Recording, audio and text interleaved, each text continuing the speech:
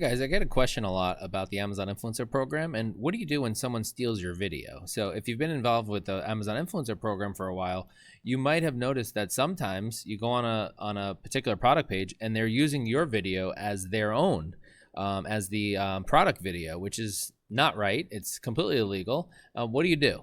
So if you don't know me, my name is Craig. I've been an Amazon influencer for over a year now. And so the purpose of this page is basically to give you guys tips and tricks and ways to make more money. And in this case, it's a tip to help you guys prevent other people from using your hard-earned or the videos you've worked hard on. So if that is something that you're interested in, please do me a favor and subscribe to my channel, like this video, and let me show you exactly what to do if someone does steal your content. Let me show you. Okay, so in order to figure out if someone stole your content, you're gonna need to either check the product pages, or I would recommend just using Oink. Oink has a great ability to check to see if your product has been stolen or your video has been stolen.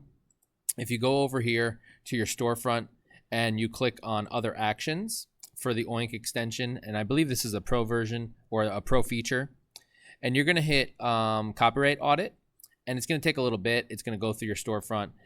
Make sure you have an updated storefront fetch. So if you haven't fetched in a while, sometimes what I like to do is clear my ASINs and then refetch the entire storefront. And once you do that, you're gonna hit copyright audit, and it's gonna take a little bit. I've already done it. And you could see there's gonna be things that match, and there's gonna be things that almost match, like within a margin. So I think it's basically looking for the time stamp to make sure if it's the exact same time, it's like, wait a minute, did they make a video that was exactly the same amount of time as yours? Was that a coincidence or not? And so basically you're gonna go through and see if you think it was a coincidence. So for this one, I clicked on here and it's a shaver. And the first thing I noticed when I looked at the videos is my face. So I was like, okay, that's not good. And so when you click on that, here's how you tell if it's something that is stolen. Okay, you can see here, this is my video, but look at the name underneath the video here. It's called royalstarstore.us. That's not me. The one underneath it is me, this blue thumbnail here, the one that says my name, Craig Middleton, that's my name. So that's the one. So obviously that's the one I sent them. They took it and they repurposed it on their own. So what do you do? Well, what you can do is there's a couple ways you can go about it. You can just basically tell them that they have to take it down, or B, you can offer to sell it to them. So that's what I'm gonna do here.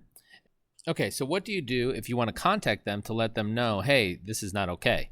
A lot of times what's gonna happen is on the side here, I'll show you, right where it says currently unavailable, there's going to be the link for the brand. And it's not here because this product is currently unavailable. So what I'm gonna do is I'm going to go to the store. This is the brand Royal Star, and I'm gonna click on that. And it's gonna bring up other products that are available. And so what I'm gonna do is just click on any of these guys. And now that's gonna bring me, this is how I know how to get to it. On the right-hand side here, you're gonna click on the store, the sold by, and that's gonna bring you the opportunity to message them. So you're gonna see about the seller, you're gonna have a question for them, you're gonna say, ask a question here, okay? And this is gonna bring up your messaging assistant, okay? So I just go through this pretty quickly to get to the point where you can type them a message. An item for sale. Okay, what was the problem? Something else I'm gonna say. And then I'm gonna say other. And now it has the ability to type something in here. So I have a saved message. Okay, so I just copied my saved message and I'm gonna paste it in here. This is the saved message that I put in. Okay, so let me scroll so you guys can see it. Okay, so it says, good afternoon. It has come to my attention that you are illegally using my Amazon influencer video as your merchant video for this product, and I'm gonna paste the ASIN in. And I'm gonna say you have two options moving forward. You can purchase the copyrights of this video from me for $500, and I gave them my PayPal email. And then it says you can remove me from the listing, or remove the video from the listing. If you do not comply with this request, I'll be forced to file a copyright complaint to your Amazon about your store or brand. Okay, please let me know how you would like to proceed. Thank you. And so what we're gonna do is I'm gonna get the ASIN of the product. So I'm gonna go back to that product. I'm gonna get that product ASIN, which is right here. And looks like the product ASIN, Oink makes that really easy for you as well. To get the product ASIN, I'm just gonna copy that. I'm gonna go back here to the messaging assistant. I'm gonna copy in the ASIN. Okay, and I'm gonna change this to $250 for this one. And the reason is the last couple times I did 500, nobody bid on it. And so I want them to at least think about buying it. So I'm going to reduce that to 250 and see what they say. And basically all the information is there, and I'm going to hit send. Okay, then it's going to say, I've sent your message to the seller. You can find the seller's response here within 48 hours. Is there anything I can help you with? And you say that's all. Now we're back to the listing.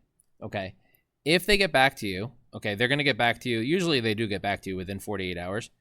If they get back to you and they tell you something that you want to hear, great. Okay, it's settled. They either take it down or they want to buy it from you. You can negotiate from there. That's great. If you're not happy with what they say and they're not getting back to you, or they don't get back to you in a week, and you're like, you know what, I want to report this, and it's just annoying enough that I do have to cut it every couple. And then it's going to have this little link for copyright infringement. Okay, and what you're going to need to do is fill out this form. I'm not going to do this now because I want to wait to see if they get back to me, and then you're good to go. Okay, so that would be how you would fill out the report if you wanted to report them.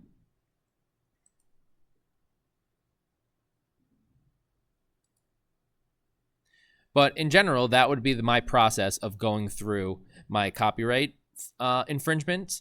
And so every once in a while, I would say once a month, I go through using Oink. I find out which sellers are using my videos inappropriately. And then I go through and I do this exact process that I just showed you. And then some of them buy it, some of them don't, some of them take it down. It's just, you never know what's going to end up happening, but it's worth going through because you've worked hard on these videos. You don't want them to just go ahead and repurpose it for their own good. So whether they take it down or pay you for it, I think it's definitely a win-win, and I think it's worth reaching out to them because it's it's an intellectual property thing. So add this play to your playbook. I think it's helpful, and at the end of the day, it might make you some more money because some of these companies do bite and they say, all right, you know what, we like your video, we want to buy it from you, and then they pay you. They might negotiate down to like $200 or $150, and then it's like, okay, I wouldn't have had that money anyway. So hopefully this makes you some more money on the influencer program, and have a great day.